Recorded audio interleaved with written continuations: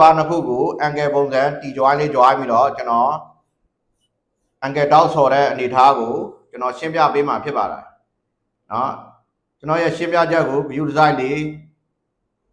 လေ့လာကြပါလို့ပြောချင်ပါတယ်ကျွန်တော်အခု flap ပြားနှစ်ပြားကိုအန်ကယ်ပုံစံမျိုးကျွန်တော် join ထားတာဖြစ်ပါတယ်ဒီ join ထားတဲ့အန်ကယ်တောက်ကိုကျွန်တော်တို့ဝရင်စဆော်မယ်ဆိုလို့ရှိရင်ကျွန်တော်တို့ 2.5 နဲ့ဆော်မလား 3.2 နဲ့ဆော်မလားဆိုတာကိုဒါကိုယ့်ရဲ့ရွေးချယ်မှုပေါ်မှာမူတည်ပါတယ်ကိုက 2.6 နဲ့ဆော်မယ်ဆိုရင် 2.6 နဲ့ညီမျှတဲ့ ampere ကိုချိန်မယ် 3.2 နဲ့ဆော်မယ်ဆိုရင် 3.2 နဲ့ညီမျှတဲ့ ampere ကိုချိန်မယ်အဓိကကတော့ကိုဆော်မဲ့ဝရင်သားကမီးအားကောင်းမှုအတွက်ကိုကိုယ့်ဘာသာကိုပြင်မှာချိန်စမ်းကြည့်ပါနော်မီးအားကလည်းမှန်ပြီး ampere ကလည်းကိုက်ညီပြီးဆိုရင်ကိုကစဆော်တော့မယ်စဆော်တော့မယ်ဆိုရင်90ဒီဂရီနဲ့ဒါဝရင်ချောင်းကိုကျွန်တော်ထည့်ထားတာဖြစ်ပါတယ်ဒီဝရင်ချောင်း90ဒီဂရီဘာကြောင့်ထည့်ရလဲဆိုရင်ကျွန်တော်90ဒီဂရီ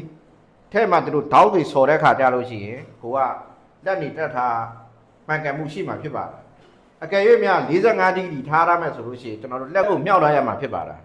အဲ့တော့လက်ကိုမြောက်လာရင်ကြာများဝရင်ဆော်လို့ရှိရင်လက်ညောင်းတတ်ပါတယ်အဲ့တော့ကိုလက်နေတက်ထားရပေါ့ပေါ့ပါဖြစ်အောင်90ဒီဂရီနေထားနဲ့ကိုကစပြီးတော့ဆော့မယ်သက်စချင်းမကျွမ်းကျင်သေးတဲ့ပညာသင်တွေဆိုလို့ရှိရင်ကိုဆော်တော့မယ်ဆိုရင်ဝရင်ကောက်ကိုဒီမှာလက်မလေးနဲ့ခံမယ်အောက်ကလက်ချောင်းလေးတွေကအောက်ကတံများကိုသူတို့ထောက်မယ်90ဒီဂရီဒီတောက်ချိုးမှာကျွန်တော်ရဲ့ဒီဝရင်ညောင်းက45ဒီဂရီ position နဲ့ကျွန်တော်ကထားလိုက်တာထားလိုက်ပြီးရင်ကိုကဆွဲဆော်မဲ့ပချမ်းကို60ဒီဂရီလောက်ပြန်ပြီးတော့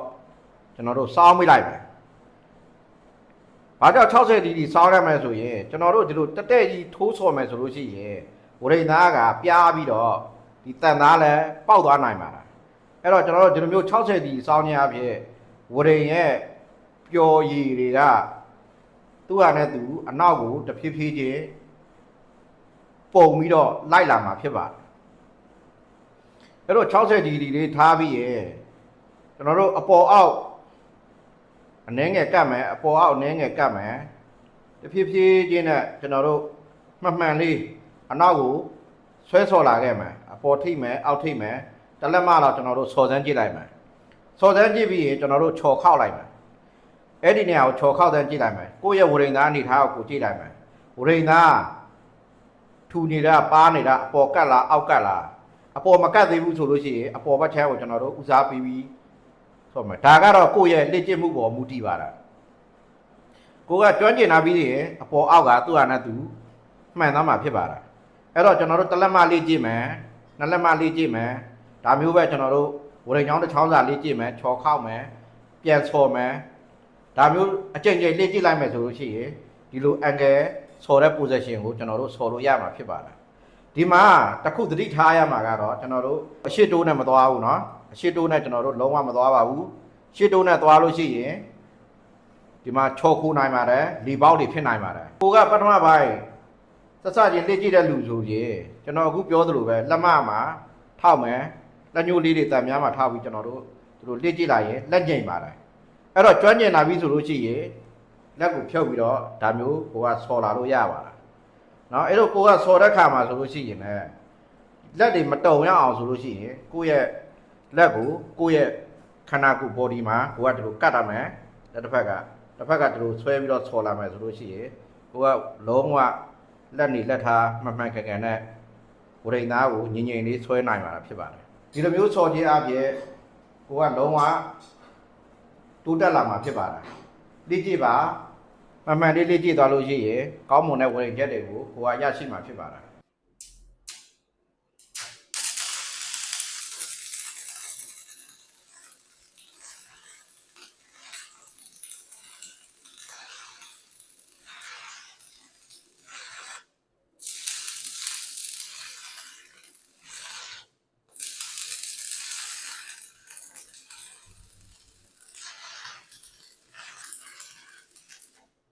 ကျွန်တော်ဒီမှာတော့ဟောက်တဲ့နေမှာပြီးရင်ဟိုကဒီမှာ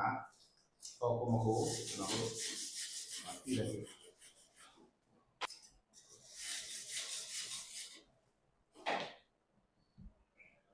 ီမှာဆိုလို့ရှိရင်ခဏပပအနေနဲ့ထွက်လာမှာဖြစ်ပါတယ်အန်ဂယ်တောက်ဆော်ရတဲ့ flat position အနေထားဖြစ်ပါတယ်အခုဒီမှာဆော်ပြသွားတာကတော့ဒါက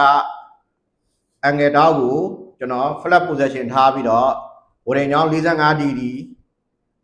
အချိုးထားပြီးကျွန်တော်ဒါဆော်ပြပေးသွားတာဖြစ်ပါတယ်အခုကျွန်တော်ပြသွားတဲ့အပိုင်းကိုကိုယ့်ဘာသာကိုအလေးကြီးတစ်ခုလုပ်ပြီးတော့တေချာလေးဆွဲဆော်သွားမယ်ဆိုလို့ရှိရင်